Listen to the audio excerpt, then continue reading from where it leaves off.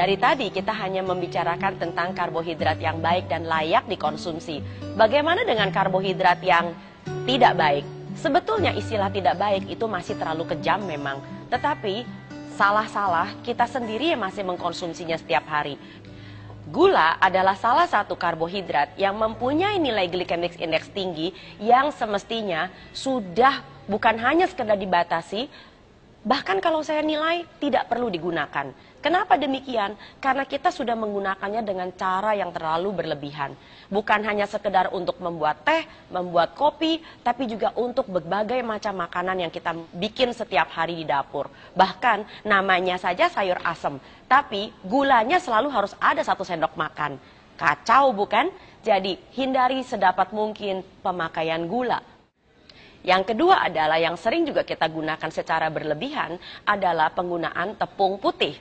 Tepung putih bukan hanya sekedar terigu, tetapi juga ada sagu, masih ada tepung jagung, masih ada tepung tapioka. Prinsip dari semua tepung yang mengalami proses produksi itu disebut sebagai hasil refinasi. Bukan hanya tepung terigu, juga tepung beras.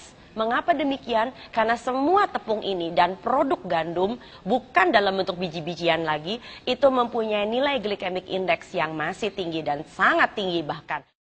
Dan yang ketiga, yang sering kali kita juga masih gunakan secara berlebihan adalah beras putih. Beras putih mempunyai nilai glycemic index yang sangat bervariasi dari satu negara ke negara yang lain. Bahkan beras yang pulen, wangi, kristal itu adalah beras yang sudah melalui begitu banyak proses produksi, di mana bukan hanya sekedar kulit arinya sudah hilang, tetapi juga lembaganya sudah diambil untuk menghindari pembusukan yang terlalu cepat, bahkan sudah diberi pengharum, diberi pemutih bahkan. Sedemikian rupa sehingga beras kita sudah jauh dari bentuk aslinya yang semula. Apabila Anda betul-betul masih menginginkan adanya beras, makanlah beras pecah kulit. Tidak hanya beras merah, tapi disebut sebagai beras pecah kulit. Beras pecah kulit itu adalah beras yang masih menggunakan proses penumbukan yang secara alami yang masih ada di kampung-kampung. Bukan melalui proses penggilingan dan proses refinasi. Dan yang keempat yang kita masih seringkali juga pakai secara berlebihan adalah penggunaan berlebihan umbi-umbian. Umbi-umbian di dalam kasus tertentu mempunyai nilai glycemic index yang tinggi, terutama apabila digunakan dengan cara-cara yang tidak benar. Misalnya, banyak orang diabetes memilih makan kentang rebus. Padahal kentang kalau direbus, nilai glycemic index-nya semakin meningkat. Apalagi orang Indonesia, kentangnya rebus, lalu kemudian kulitnya dibuang. Nah, justru kentang yang masih ada kulitnya, itu masih membantu agar nilai glycemic index-nya tidak terlalu tinggi.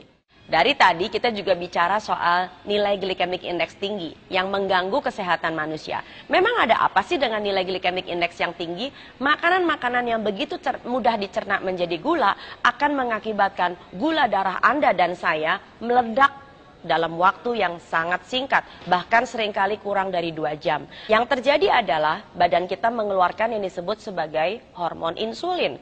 Hormon insulin mempunyai pekerjaan tekan gulanya, lalu kemudian di stok, disimpan. Nah, simpanan gula itu seringkali disimpan dalam bentuk yang disebut sebagai glikogen, entah itu di otot atau di dalam hati. Tapi jangan lupa, deposit di dalam otot dengan hati itu sangat kecil sekali. Jadi larinya kemana? Jaringan lemak lah ya.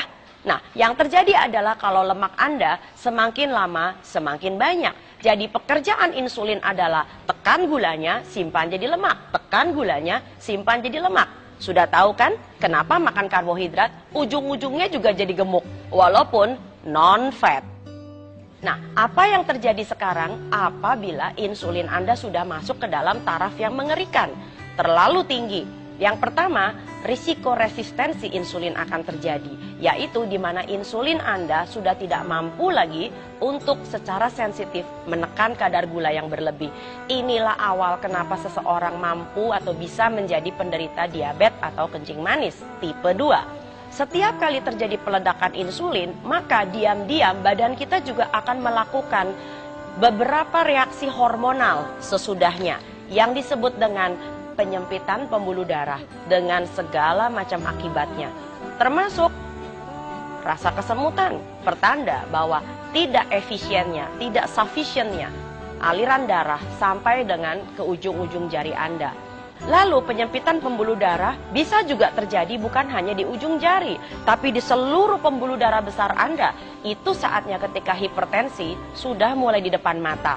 Apabila pembuluh darah Anda sudah mulai menyempit, bukan hanya sekedar di pembuluh darah sepanjang badan, tapi juga sampai dengan pembuluh darah otak, maka segala macam risiko akan mulai muncul. Dari stroke sampai pikun, sampai dengan pembicaraan yang kadang-kadang barangkali suka hilang atau melompat-lompat. Nah, yang lebih parah lagi kalau penyempitan pembuluh darah Anda terjadi di pembuluh darah jantung. Wah, itu udah nggak ada ceritanya lagi. Risiko jantung koroner sudah di depan mata juga. Jadi nomor 1, penyempitan pembuluh darah. Yang kedua adalah apabila terjadi pengentalan darah. Dan yang ketiga adalah terjadinya penurunan daya tahan kekebalan tubuh. Daya tahan tubuh yang seringkali kita diserang oleh masalah seperti ini adalah tentang fokus. Jadi, hati-hati dengan karbohidrat Anda. Jangan sampai Anda salah pilih.